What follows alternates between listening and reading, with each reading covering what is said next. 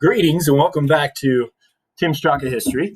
Today we're going to be talking about why a group known as the Quakers want to leave England to settle over in North America and create the colony that will come to be known as Pennsylvania.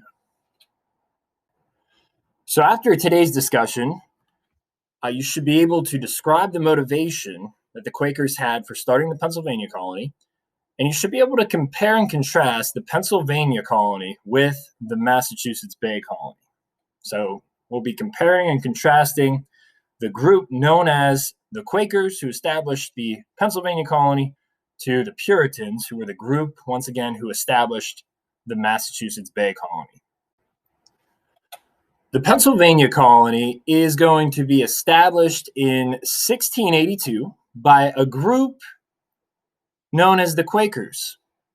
They, similarly to the Puritans and the Pilgrims, were being treated unfairly over in England due to their religious beliefs. So they too did not believe in the Church of England.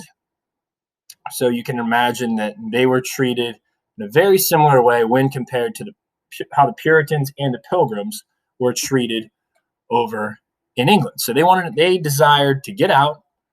And their leader, William Penn, had a father of whom the King of England at the time owed a large sum of money to.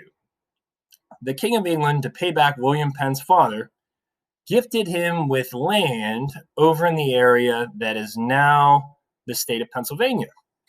So William Penn, who led the Quakers, got this land as a gift from his father. So he decided to take all of the Quakers who were experiencing severe amounts of religious persecution over in England over to his new colony in Pennsylvania.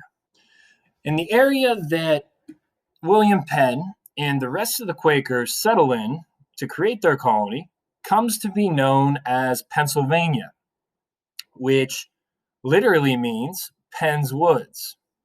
So the woods that belonged to William Penn, where he decided to create his colony for the Quakers. Who were the Quakers? Well, you might think the Quakers, they're the oatmeal company that I see in the grocery store. Well, the Quaker Oats Oatmeal Company did name its company after the Quakers because the Quakers were the first Europeans to successfully grow oats in North America. But the Quakers find the colony of Pennsylvania in 1682. The Quakers Oats Company is not going to be established until 1877, right at the tail end of the Reconstruction era, which we're going to be talking about this year.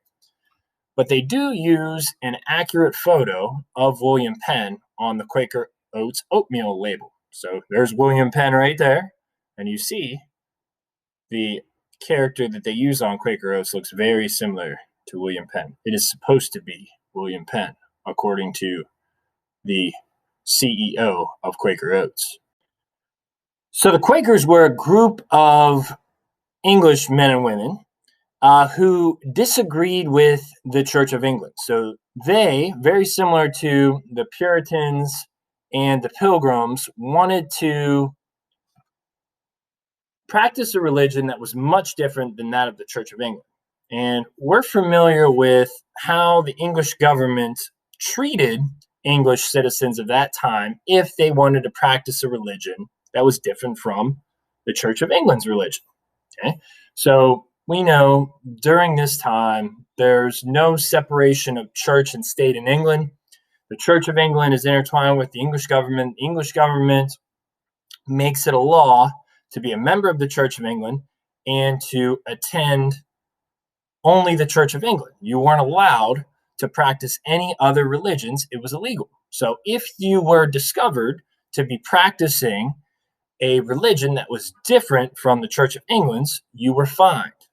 If you continued to practice it after being told not to by British officials, sometimes you were thrown in jail.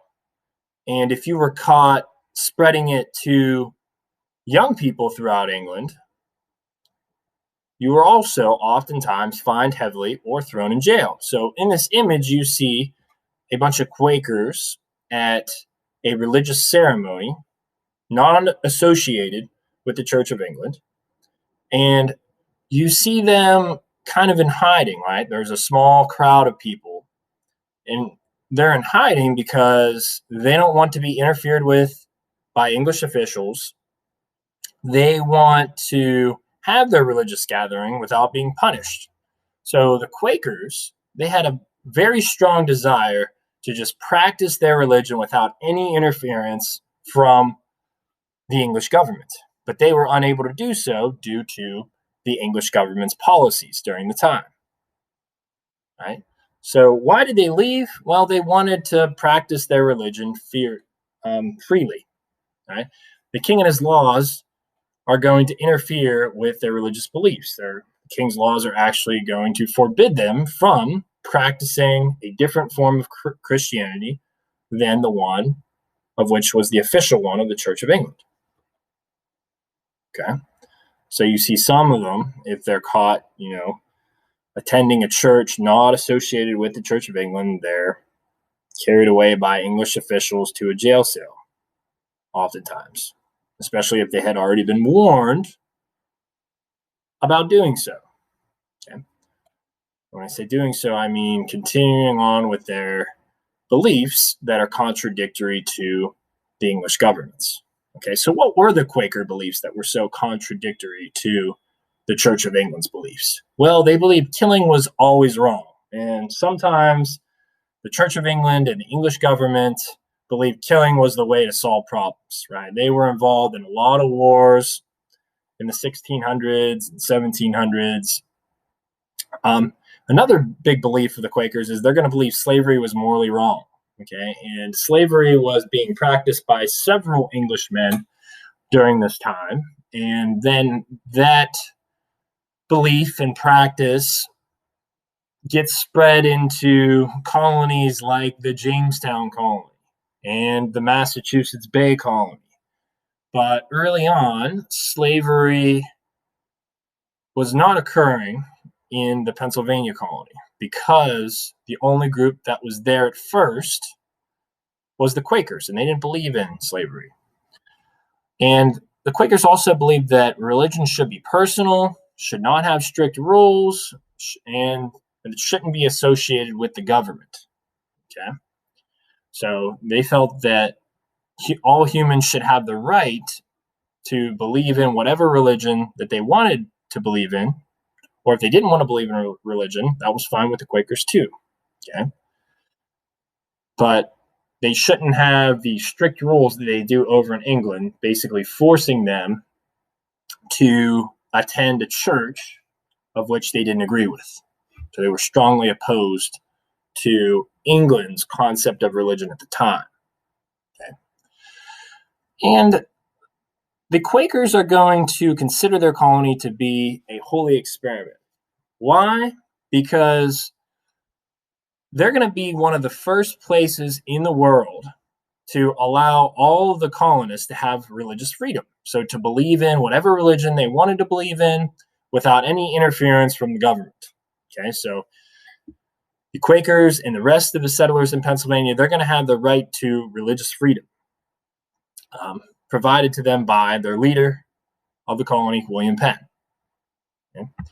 And if you wanted to move into the Pennsylvania colony to practice a different religion than the Quakers believed in, that was okay, according to William Penn. Okay? If you didn't want to believe in a religion at all, but you wanted to move into the Pennsylvania colony, you could do that. William Penn and the rest of the Quakers would welcome you into their colony with open arms. Okay? And the Quakers, as a result of allowing a bunch of people of different cultures and religions to move into their colony, called themselves the Society of Friends because they prided themselves on being able to get along with everybody regardless of their religion or their culture. So pretty soon word spread of this colony all throughout Europe, and people that were being treated unfairly by their governments in the area of what is now Germany heard of William Penn's colony, and they began moving into the Pennsylvania colony in large numbers. Okay? And once they arrived, they claimed that they were treated very equally by William Penn and the rest of the Quakers and the rest of the settlers in the colony. Pennsylvania is going to be one of the first colonies to prioritize both the education of boys and girls. So, in a lot of areas of the world during this time, only boys received a thorough education. So, the Quakers really prided themselves on welcoming people from all different cultures and religions and treating them very fairly and equally. Okay. Which is why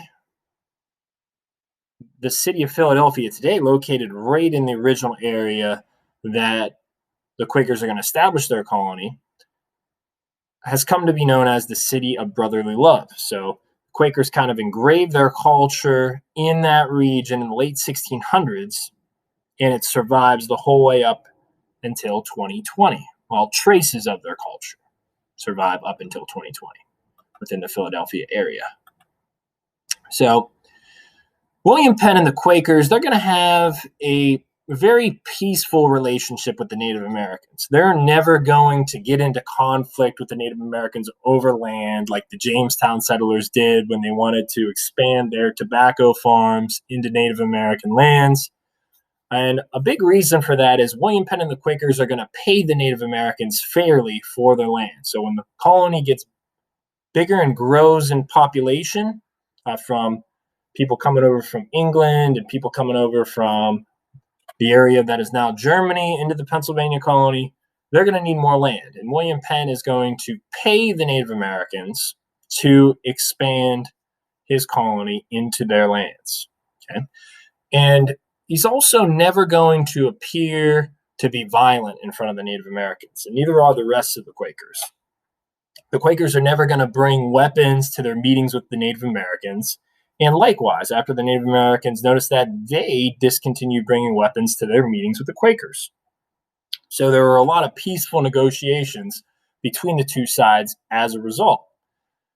And William Penn is even going to go as far as learning the native languages so he can communicate effectively with the Native Americans anytime there was a conflict between the two groups, or anytime William Penn needed to negotiate with the Native Americans for more land for his colony because it was growing.